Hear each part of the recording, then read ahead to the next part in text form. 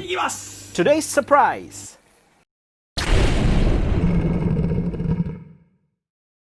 Welcome to Japanesian Champloo!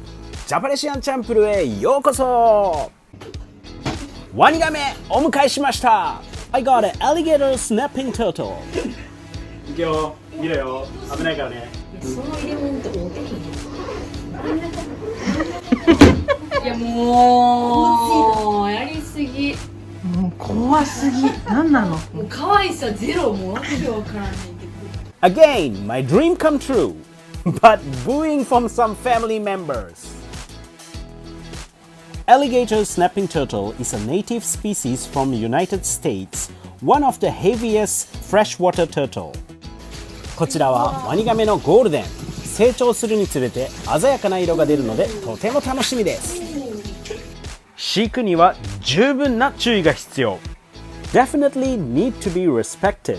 Be careful. They live most of their life underwater. 産卵の時期以外はずっと水の中。珍しいタイプ。何歳？まだ俺より若いらしい。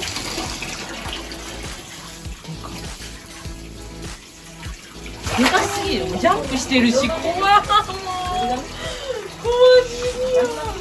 これ何ガメ？これはカメです。何ガメ？スナッパーっていう感じです。何そのスナッパーってやばい。顔出すぞ、顔出すぞ、顔出すぞ。 This is how he goes for a breath of air. Only the tip of the nose goes out of the water. Isn't that interesting? 鼻の先だけ出して息を吸う姿、可愛くないですか？見て見て、上がった。上がるよ。見て見て、上がるよ。おー、やっば。こうして我が家にやってきたワニガメちゃん、力士と名付けました。So this is my alligator snapping turtle, Rikishi. ワニガメは特定指定動物といって飼育するのには国の許可が必要でした。